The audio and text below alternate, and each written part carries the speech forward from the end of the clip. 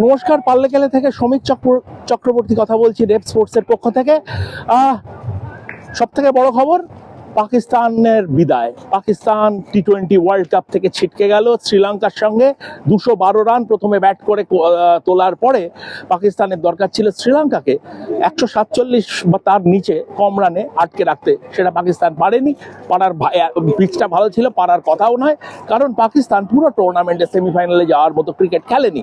যে ক্যাম্পেইনটা একটা মানে ইনকোহারেন্ট পলিটিক্যাল পশ্চারিং দিয়ে শুরু হয়েছিল, যে বাংলাদেশের জন্য আমরা দাঁড়াচ্ছি, বাংলাদেশের পাশে আমরা আছি, আমরা ইন্ডিয়ার সঙ্গে খেলবো না, তারপর আবার শ্রীলঙ্কান গভর্নমেন্ট আমাদের করেছেন বলে, অনুরোধ করেছেন বলে আমরা সেখানে খেলতে এসেছি। সেই ক্যাম্পেইনটা মানে একদম মানে কি বলবো, একদম ফুৎকারে নিভে গেল। তার কারণ হচ্ছে পাকিস্তান পুরো টুর্নামেন্টে একদমই ভালো ক্রিকেট খেলেনি। প্রথম 7টা ম্যাচে তারা ভুল টিম কম্বিনেশন করেছে।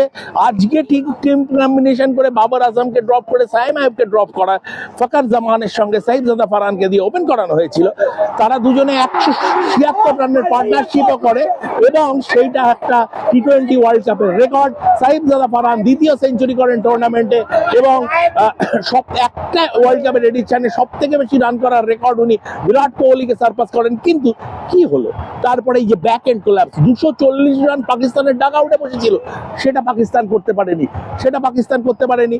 এবং তারপরে এই পাকিস্তানের যা ফিল্ডিং, ক্যাচ ড্রপ সব মিলিয়ে পাকিস্তান মানে আমি এখান থেকে একটা জিনিস শেখার আছে। মিস্টার মোহসেন নাকভি, আপনি পাকিস্তান ক্রিকেট বোর্ডের চেয়ারম্যান, আপনি অনেক রকম পলিটিক্যাল গ্র্যান্ড স্ট্যান্ডিং করেছেন, সব কিছু করেছেন, কিন্তু আপনি তো সবসময় ভারতকে রেফারেন্স পয়েন্ট হিসেবে দেখেন। হ্যাঁ, নেগেটিভ হিসেবে রেফারেন্স পয়েন্ট দেখেন, ভারতকে পজিটিভ হিসেবে রেফারেন্স পয়েন্টে দেখুন। ভারতের মতো ক্রিকেট খেলার চেষ্টা করুন। আপনার টিমটা, পাকিস্তান টিমটা একটা ম্যাসিভ ক্রিকেট কান্ট্রি, যেভাবে নিয়ে চলেছেন ইররেলিভেন্ট হয়ে যাচ্ছে। হ্যাঁ, গত টি-20 বিশ্বকাপে গ্রুপ স্টেজ থেকে ছিটকে গেছিল, এবারে সেমিফাইনালে কোয়ালিফাই করতে পারলো না।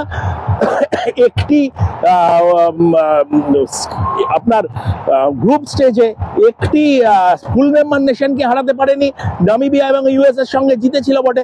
ভারতের কাছে অনেক রকম আপনি বলেছিলেন যে এখানে এসে কলম্বোতে আমরা খেলবো, আমরা নিউট্রাল ভেন্যুতে খেলবো। সেই নিউট্রাল ভেন্যুতে এসে ভারত আপনাদের একদম মানে যা তা করে হারিয়ে দিয়ে চলে গেল। মনে হলো যেন স্কুল বয়েজদের সঙ্গে খেলছে, এভাবে হারিয়ে দিয়ে চলে গেল।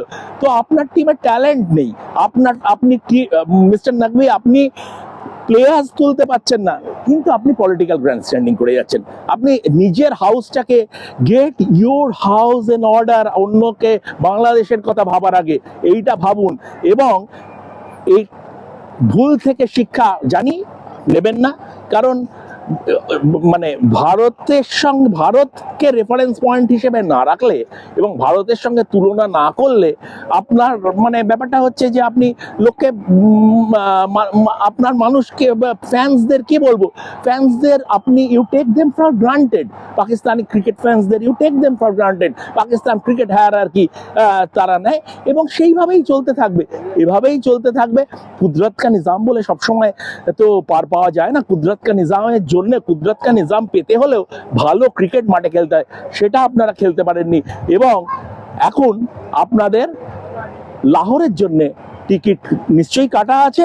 আশা করব লাহোরের ফ্লাইটে যাত্রা শুভ হোক। এই কথা বলে আমি রেপ স্পোর্টসের তরফ থেকে, পাল্লেকেলে থেকে আজকের মতো বিদায় জানাচ্ছি। ধন্যবাদ।